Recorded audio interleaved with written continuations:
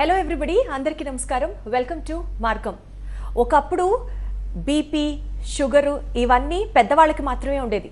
కానీ ఇవాళ రోజుల్లో యంగ్స్టర్స్కి కూడా thyroid, PCOD, over weight issues ఇలాంటివన్నీ చాలా కామన్ అయిపోయినాయి.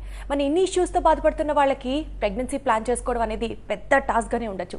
సో ఇవాల్టి మార్గం కార్యక్రమంలో ప్రెగ్నెన్సీ ప్లానింగ్ దగ్గర నుంచి ప్రెగ్నెన్సీ ఆ మొత్తం ఎపిసోడ్ కంప్లీట్గా సక్సెస్ఫుల్గా ఎండ్ అవ్వాలి అని అంటే మనతో ఉన్నారు 49 హాస్పిటల్స్ నుంచి డాక్టర్ శుభవర్ష గారు.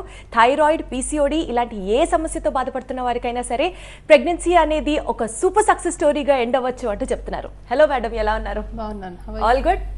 ఎస్. సో నేను ఇంట్రొడక్షన్లో చెప్పినట్టుగానే ఇవాళ జనరలైజ్డ్గా థైరాయిడ్ సమస్యలతో బాధపడుతున్న వాళ్ళకి, పీసీఓడి వాళ్ళకి అసలు ప్రెగ్నెన్సీ ప్లాన్ చేయొచ్చా, వాళ్ళు రిస్క్లో ఉంటారా, లేకపోతే వాళ్ళకు కూడా very normal generalize happy ending ఉంటుందా, ఏం చెప్తారు మీరు? సో డెఫినెట్లీ అండి, కొన్ని రిస్క్ ఫ్యాక్టర్స్ ఉంటే ప్రెగ్నెన్సీ రావడానికి కానీ అది ప్రెగ్నెన్సీ అన్ఈవెంట్ఫుల్గా సాగడానికి కానీ డెఫినెట్లీ ఇబ్బందులు అయితే ఉంటాయి. బట్ ప్రస్తుతానికి మనకి ఉన్న సైన్స్ అండ్ టెక్నాలజీ ప్రకారం చూసుకున్న ప్రతిదానికి ఒక సొల్యూషన్ అయితే ఖచ్చితంగా ఉంది. ఏ సమస్య ఉన్నా కూడా అది మనం ట్రీట్ చేసుకోగలం. ఇప్పుడు ఈ కంట్రోల్లో ఉంచుకొని మనం ప్రెగ్నెన్సీ వచ్చేలాగా మనం చేయగలం. అండ్ ప్రెగ్నెన్సీ వచ్చాక కూడా అవి మనకి కంట్రోల్లో ఉండి ఆ ప్రెగ్నెన్సీలో కాంప్లికేట్ అవ్వకుండా చేసుకోవడానికి కూడా మనకు అవకాశం ఉంది. సో ఇంతకు ముందులాగా కాదు, ఇప్పుడు ప్రతి ఒక్క సమస్యకు కూడా ఒక సొల్యూషన్ అనేది ఉంది. అండ్ ట్రీట్మెంట్స్ ద్వారా మనము ప్రెగ్నెన్సీ అనేది వాళ్ళకి పాసిబుల్ చేయొచ్చు ఖచ్చితంగా. సో కొంతమందికి థైరాయిడ్ అనేది ముందరగా లేకపోయినా సరే ప్రెగ్నెన్సీ మధ్యలో వాళ్ళకి థైరాయిడ్ వచ్చే అవకాశాలు ఉంటాయి. అలాంటి వాళ్ళకి కూడా అబార్షన్స్ జరగకుండా ఆ ప్రెగ్నెన్సీ స్టోరీ కంప్లీట్గా సక్సెస్ఫుల్గా లాండే అవకాశాలు ఉంటాయి. ఎస్ అండి, డెఫినెట్లీ. ప్రెగ్నెన్సీలో మనకి థైరాయిడ్ బయటపడటం చాలామందికి చూస్తూ ఉంటాం.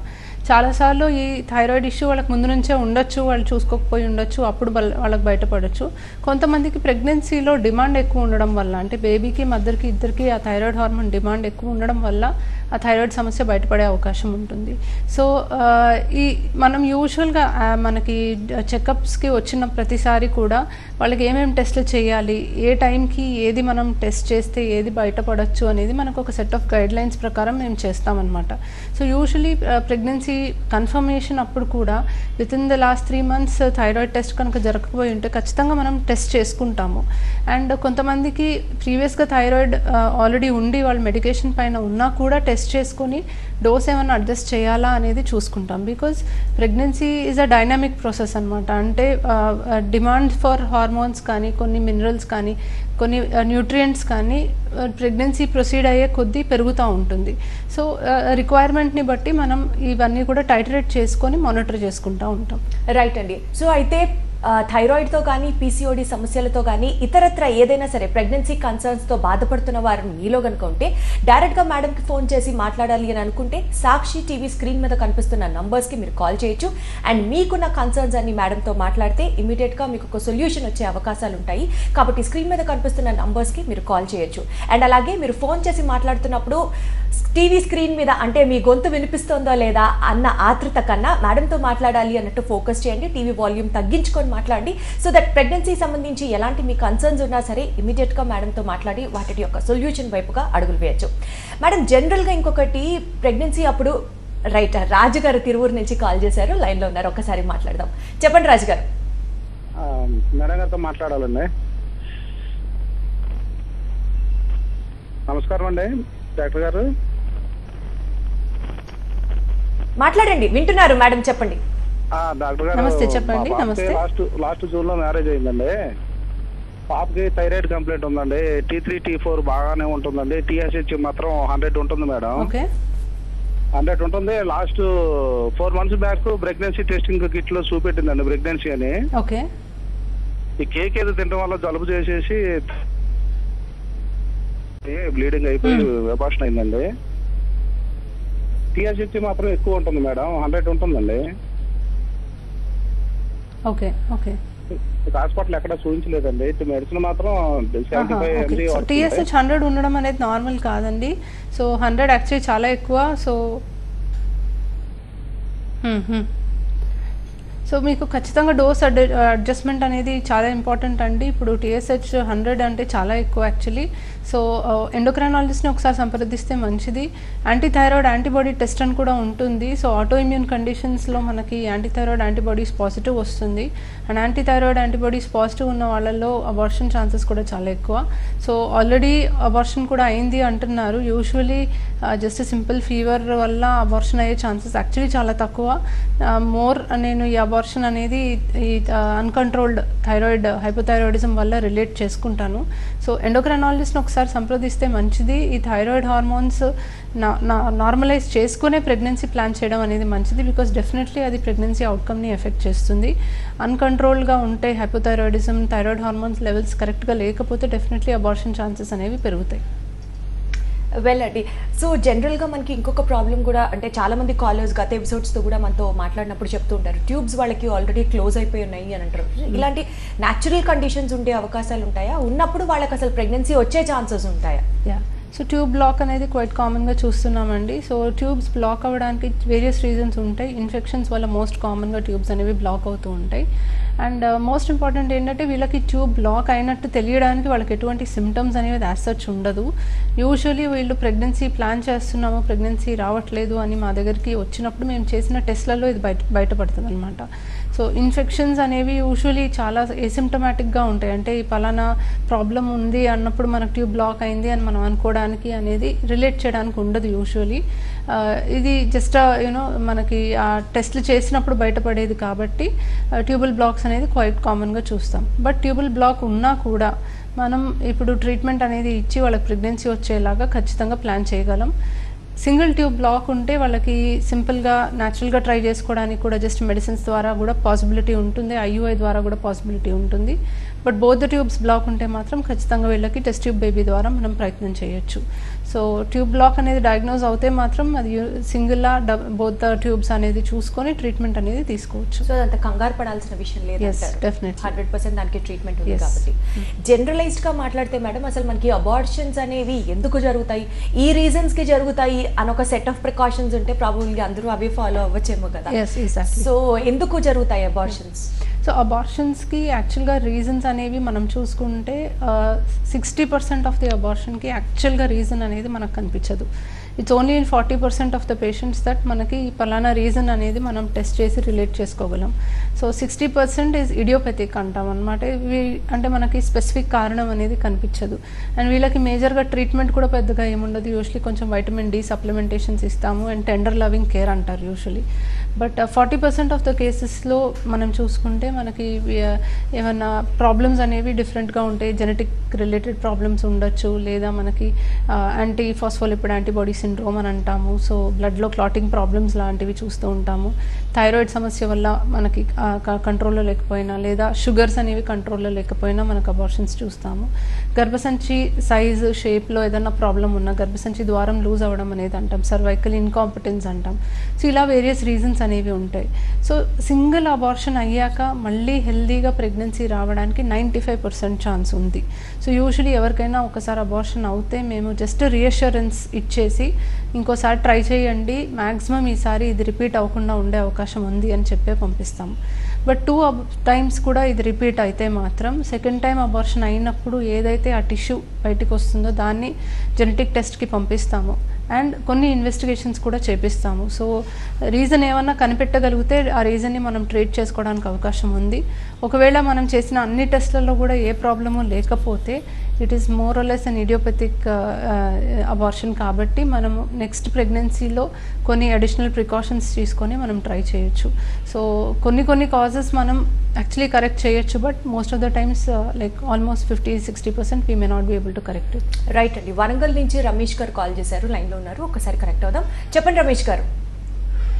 నమస్కారం మేడం. మా ఏంటంటే మా వైఫ్ కి థైరాయిడ్ ఉంది, ప్లస్ AMH వాల్యూ అనేది 0.3 ఉంది. సో ఇది నార్మల్ గా పాసిబుల్ అయిన ప్రెగ్నెన్సీ పాసిబుల్ అవుతుందా? ఓకే. తన ఏజ్ ఎంత అండి?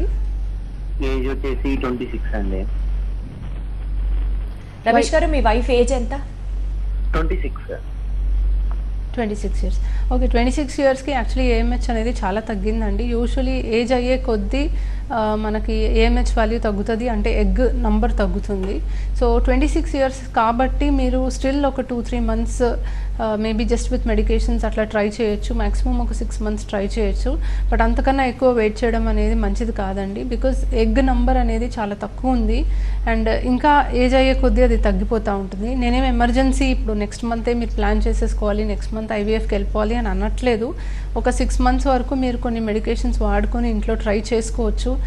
అప్పటికీ అవ్వకపోతే మాత్రం ఇంకా టైం వేస్ట్ చేసుకోకుండా నెక్స్ట్ ఐయుఐకి ఒక 3 cycles ట్రై చేయడం, అవ్వకపోతే ఐవీఎఫ్కి, ఇట్లా స్టెప్ వైజ్ మీరు ట్రై చేసుకొని within 1 year if you plan your pregnancy it is definitely better అండి.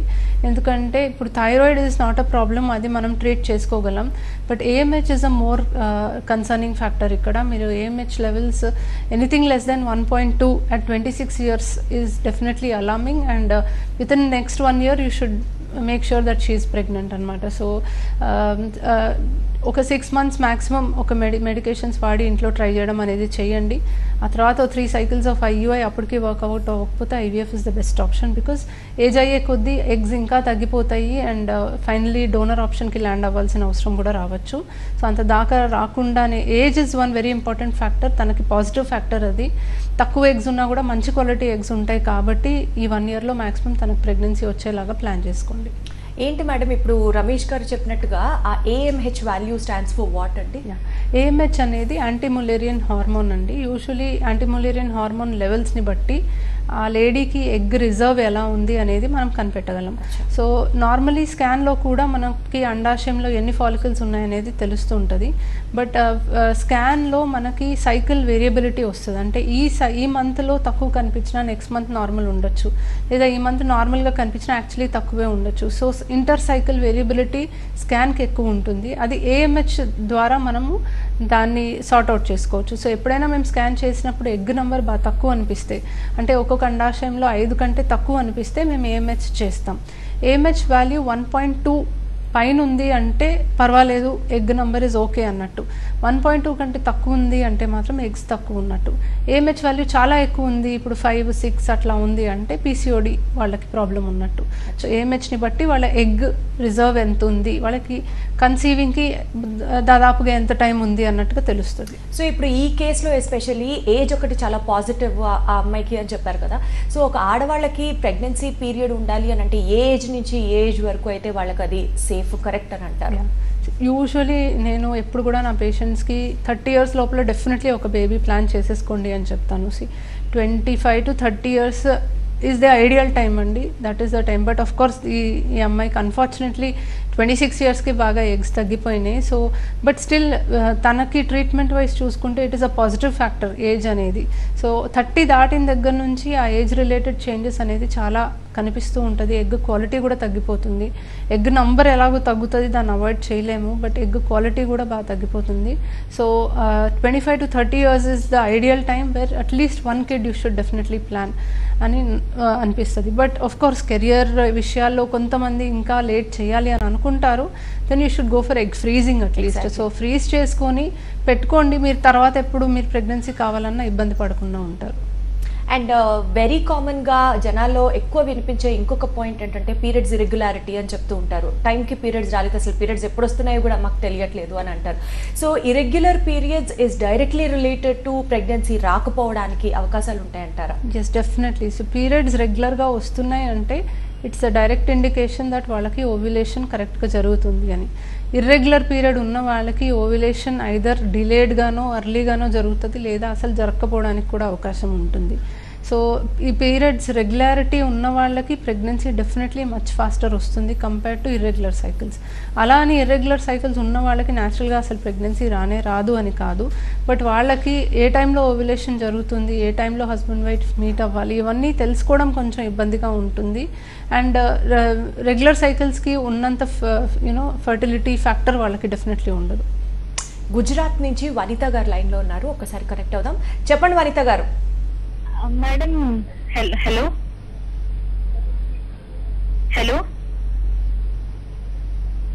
హలో హలో చెప్పండి, వినిపిస్తుంది. నమస్తే మేడం. వనిత గారు మాట్లాడండి, వినిపిస్తోంది. నమస్తే, చెప్పండి అమ్మా, ప్రాబ్లం చెప్పండి, వినిపిస్తుంది. అదే ఇప్పుడు ఈ ఏజ్ లో నాకు ఏఎంహెచ్ చాలా తక్కువగా ఉంది మేడం, 0.1 ఉంది. ప్రెగ్నెన్సీ రావట్లేదు మేడం అసలు. ఓకే, మీ ఏజ్ ఎంత అండి? నా ఏజ్ 22. ఏజ్ ఎంత అండి మీది? 22 మేడం. ఓకే, సో అదే చాలా యంగ్ ఏజ్లోనే ఏఎంహెచ్ అయితే చాలా తక్కువ ఉందండి. యా 22 ఇయర్స్కి ఏఎంహెచ్ 0.1 ఇస్ వెరీ లెస్ అండి. సో ఏదైనా ఇష్యూ ఉండుండొచ్చు. సో కొన్ని ఇన్వెస్టిగేషన్స్ కూడా చేయించడం మంచిది. సో కొన్నిసార్లు జన్యుపరంగా లోపాలు ఉన్నా కూడా మనకి ఓవరీస్ అనేవి బాగా చిన్నగా ఉండి ఎగ్స్ ఉండకపోవడానికి కూడా అవకాశం ఉంటుంది. So actually 0.1 AMH is extremely లో అండి. సో యూజువలీ 0.1 ఏఎంహెచ్ ఉన్న వాళ్ళకి ఎక్కువగా డోనర్ ఊసైడ్ ప్రోగ్రామ్స్కి సజెస్ట్ చేస్తూ ఉంటాం. But don't get disheartened. AMH value standardization కూడా మనం చెక్ చేసుకోవాలి. ఇది స్కాన్కి కోరిలేట్ అవుతుంది అంటే మీకు స్కాన్లో కూడా ఎగ్స్ లేవు అని అనిపిస్తే then maybe it is corresponding. So మీకు అట్లీస్ట్ ఫ్యూ ఎగ్స్ ఉన్నా కూడా ఐవీఎఫ్ ద్వారా మనం ట్రై చేయొచ్చు. బట్ ఒకవేళ స్కాన్కి ఇది కోరిలేట్ అవ్వట్లేదు అంటే ఏఎంహెచ్ రిపీట్ చేయడం మంచిదండి. 22 ఇయర్స్కి actually it's a very less AMH. So evaluation కూడా అవసరము. జెనెటిక్ ఇష్యూస్ ఏమన్నా ఉన్నాయా, మీకు ఎందుకు like what is the reason ovaries అంత ఫాస్ట్గా ఎగ్స్ లేకుండా అవ్వకపోవడానికి, లేకపోతే పుట్టుకతోనే ఏదైనా ప్రాబ్లం ఉండి మీకు ఎగ్స్ లేవా అనేది చెక్ చేసుకోవాలి. బికాజ్ మళ్ళీ ఒకవేళ చాలా తక్కువ ఎగ్స్ ఉండి మీరు ఐవీఎఫ్ ట్రై చేసినా కూడా మీకున్న ప్రాబ్లం మీ నెక్స్ట్ జనరేషన్కి పాస్ అవ్వకుండా కూడా మనం కొన్ని జాగ్రత్తలు తీసుకోవడానికి అవకాశం ఉంది. సో ఇవాల్యుయేషన్ చాలా ఇంపార్టెంట్ మీ కండిషన్లో. And more than anything I think repeating the test also will help. ఒకసారి స్టాండర్డైజేషన్ కూడా ప్రాబ్లం రావచ్చు. ఏఎంహెచ్ ఎస్పెషల్లీ కొంచెం ల్యాబ్లో స్టాండర్డైజేషన్ ఇష్యూస్ చూస్తూ ఉంటాము. సో కొంచెం పాజిటివ్గానే ఆలోచించుకొని ఇంకొకసారి స్కాన్ రిపీట్ చేసుకొని కోరిలేట్ అవ్వకపోతే రిపీట్ ఏఎంహెచ్ చేయడమే బెటర్ అండి. సో ఇప్పుడు జనరల్గా మనం మెడిసిన్స్ వాడి కూడా ఈ ఏఎంహెచ్ వాల్యూస్ పెంచడానికి అవకాశాలు ఉంటాయన్నమాట. ఏఎంహెచ్ నేను చెప్పినట్టుగా it reflects the egg pool అనమాట. ఎగ్స్ అనేవి మనకి జెనెటిక్ మెటీరియల్ క్యారీ చేస్తుంది. ఒక లేడీకి తన జీన్స్ తన క్వాలిటీస్ని క్యారీ చేసే జెనెటిక్ మెటీరియల్. సో జెనెటిక్ మెటీరియల్ని ప్రొడ్యూస్ చేసే మెడిసిన్స్ ఉండవు, అది పుట్టుకతో వస్తుంది. So number of eggs is destined already in the womb. Okay, పుట్టక ముందే అది destiny will decide how many eggs that female is going to have in her lifetime, and అది అప్పుడే ప్రొడ్యూస్ అయ్యి అంతటితోనే ఆగిపోతుంది. So there are no medicines which will increase the number of eggs for any patient for at any point of time. ఉన్న దాంతోనే మనం maximum ఏం చేయగలుగుతాం అంతే. ఈ పర్టికులర్ క్వాలిటీ నెక్స్ట్ జనరేషన్కి పాస్ అవ్వకుండా ఉండడానికి we can take some precautions అన్నారు, మరి అదేంటి? సో ఇప్పుడు మనకి ప్రీ ఇంప్లాంటేషన్ జెనెటిక్ టెస్టింగ్ అని ఒక కొత్త ఇది టెక్నాలజీ ఉందండి.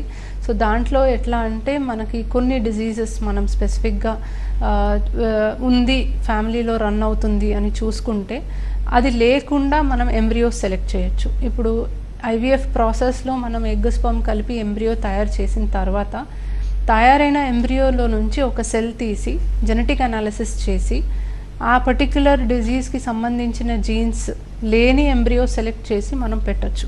సో ఫర్ ఎగ్జాంపుల్ ఇందాక పేషెంట్లో మనము ప్రాబ్లం ఉంది అని చూసుకున్నాం. సో ఇప్పుడు టర్నర్ సిండ్రోమ్ అని ఉంటుంది, దాంట్లో ఇలా ఎగ్స్ బాగా తక్కువ ఉండడం, ఓవరీస్ అట్రోఫిక్గా ఉండడం సహజంగా ఉంటుంది. టర్నర్స్ కనుక ఉంటే వాళ్ళకి ఐవీఎఫ్ చేసినప్పుడు బేబీకి టర్నర్స్ లేకుండా మనం లేని హెల్దీగా ఉన్న ఎంబ్రియోని పికప్ చేసి నెక్స్ట్ పెడితే నెక్స్ట్ జనరేషన్లో అది రాకుండా ఉంటుంది. So that is something we have to look in to. ఒక రే ఆఫ్ హోప్ కనిపిస్తోంది మీరు ఇలాంటి అడ్వాన్స్డ్ టెక్నిక్స్ గురించి చెప్తున్నప్పుడు. అచ్యుత రామయ్య గారు లైన్లో ఉన్నారు, విశాఖ జిల్లా నుంచి. మాట్లాడదాం ఒకసారి. చెప్పండి అచ్యుత రామయ్య గారు. నమస్తే అండి. హలో,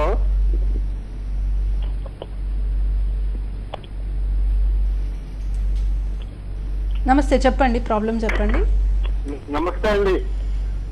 హలో, నమస్తే అండి. మాట్లాడండి రామయ్య గారు, వినిపిస్తోంది.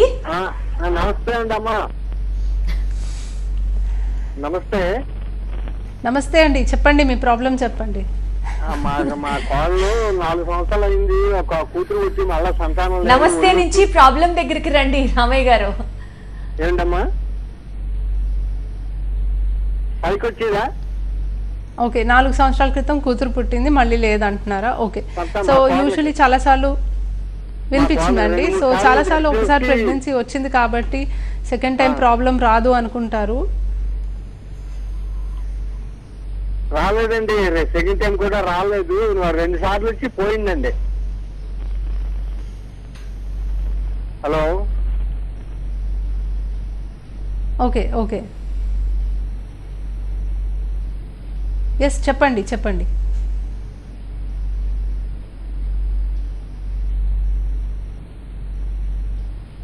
లాస్ట్ అబార్షన్ ఎప్పుడైందండి తనకి? ఎంతకాలం అయింది లాస్ట్ అబార్షన్? 2 నెలలు అయిందండి. ఓకే, కాల్ కట్ అయినట్టుంది. సో ఫస్ట్ టైం పాప పుట్టింది 2 నెలల క్రితం కూడా అబార్షన్ అయింది. ఓకే. సో ఫస్ట్ ఒక బేబీ బాగుంది, తర్వాత అబార్షన్స్ అవుతున్నాయి, నిలబడట్లేదు అంటారు.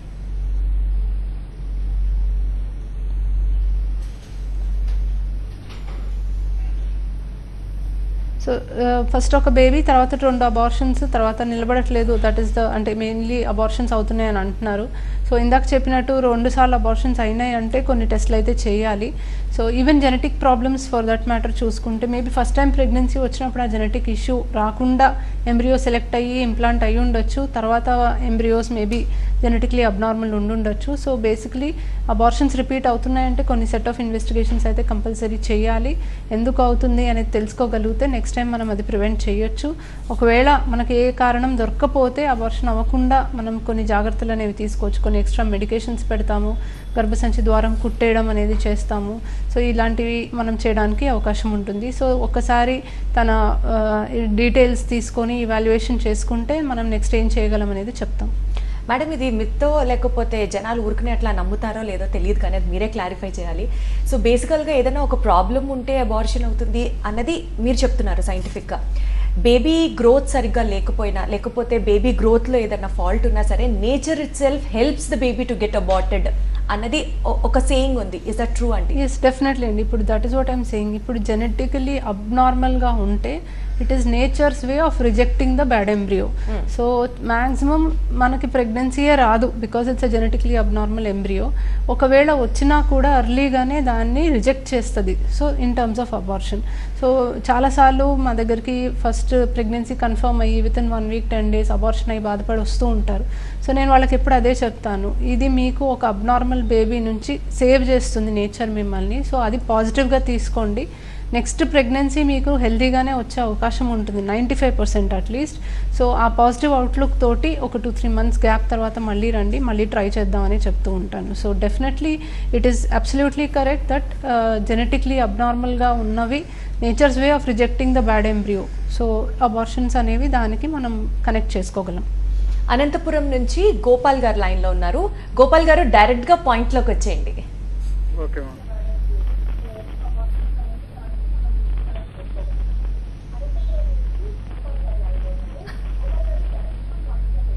నమస్తే మేడం. నమస్తే మేడం. ప్రశ్న చెప్పండి గోపాల్ గారు. అది 49-48 years అయింది. మాకు ఇంతవరకు సంతానం లేదు. అన్ని డాక్టర్ చూపించినాము, టెస్ట్ ట్యూబ్ బ్లాక్ అయిపోయినాయి అంటున్నారు. చూడండి దీనికి ఏమైనా సొల్యూషన్ ఉంటే చెప్పండి మేడం. అందరు డాక్టర్తో చూపించిన మొత్తం టోటల్ గా ఒకరు బెంగళూరు పొమ్మన్నారు. ట్యూబుల్ బ్లాక్ కి యాజ్ సచ్ సొల్యూషన్ ఏమి ఉండదండి. చెప్పండి మేడం. ట్యూబ్స్ బ్లాక్ అయిపోయినాయి. సో యూజువల్లీ ట్యూబ్స్ 2 బ్లాక్ అయితే test tube baby is the only solution అండి. బట్ ఏజ్ ఫ్యాక్టర్ డెఫినెట్లీ ఉంది. Age is very important factor ఇక్కడ. సో మీ వైఫ్కి 50 years లోపల ఉండి మీకు 55 years లోపల ఉంటేనే మనం టెస్ట్ ట్యూబ్ బేబీ ప్రాసెస్ చేయడానికి అవకాశం ఉంటుంది. అండ్ తన ఏజ్కి తనకి ఎగ్స్ ఉన్నాయా లేదా అనేది కూడా చూసుకోవాలి. యూజువల్లీ అరౌండ్ 45-50 years మధ్యలో ఓన్ ఎగ్స్ తోటి ఐవీఎఫ్ చేయడానికి కూడా మనకి సరిపడా ఎగ్స్ ఉండవు. డోనర్ ఊసైడ్ ప్రోగ్రామ్కి వెళ్ళొచ్చు. సో ఒకసారి మీ ప్రీవియస్ రికార్డ్స్ అన్నీ తీసుకొని వస్తే మనం కరెక్ట్గా ఏం చెయ్యొచ్చు అనేది చెప్పగలం.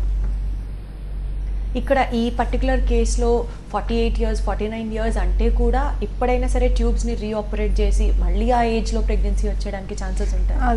అసలు 48-49 yearsకి వాళ్ళకి ఎగ్జే సరిగ్గా ఉండవు అండి. సో బికాజ్ ఎగ్జే లేనప్పుడు ఆ ట్యూబ్ ఓపెన్ చేసి మనం ఏం సాధించేది ఉండదు. ఎగ్ నంబర్ బాగున్నప్పుడు మనం ట్యూబ్స్ ఓపెన్ చేసినా కూడా వాళ్ళకి న్యాచురల్గా ప్రెగ్నెన్సీ వచ్చే అవకాశం ఉంది అని అనుకొని వెయిట్ చేయొచ్చు. ఇన్ని ఇయర్స్లో వాళ్ళకి న్యాచురల్గా ప్రెగ్నెన్సీ రానిది ఇప్పుడు ట్యూబ్ ఓపెన్ చేస్తే వచ్చేసేది ఇట్ డజంట్ మేక్ సెన్స్ అనమాట. సో వీళ్ళకి బేసికలీ ఇంకా ట్యూబ్స్ గురించి పక్కన పెట్టేసి test tube baby is the only option, ఇంకా దాంట్లో డౌట్ లేదు. టెస్ట్ ట్యూబ్ బేబీ కూడా వాళ్ళ ఓన్ ఎగ్స్ తోటి is very doubtful after beyond 45 years.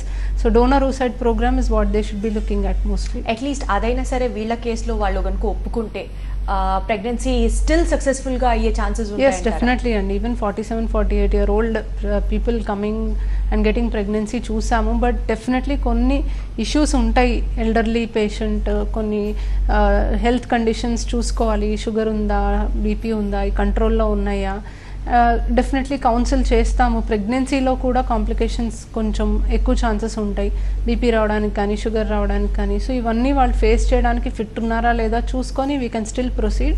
Present government of India guidelines ప్రకారం 50 years ఆఫ్ ద ఫీమేల్ వరకు ట్రై చేయొచ్చు, 55 ఆఫ్ ద మేల్ వరకు ట్రై చేయొచ్చు. అబ్సల్యూట్లీ అండి. అండ్ మీరు మాట్లాడుతుంటే చెప్పాను కదా ఇందాక ఒక హీలింగ్ టచ్ లాగా అనిపిస్తుంది. Those who are in really need of being a pregnant, enjoying experiencing pregnancy joyhood అనేది 49కి విజిట్ చేయండి. అండ్ డెఫినెట్లీ మీ యొక్క ప్రాబ్లమ్కి ఒక సొల్యూషన్ లభిస్తుంది అని అనుకుంటూ thank you so much doctor గారు. ఇది ఇవాల్టి మార్గం. చూస్తూనే ఉండండి సాక్షి టీవీ.